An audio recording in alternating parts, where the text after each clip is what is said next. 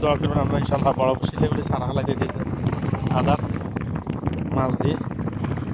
হ্যাঁ, জলদি মার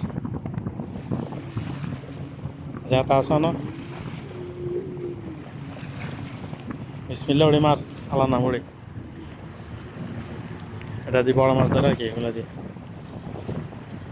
মাছ ধরা হইব। এই দেখেন মারতে আছে, দেখা যাক যদি বড় মাছ পাই তাহলে আপনাদেরকে দেখাবো ভিডিও ইনশাল্লাহ।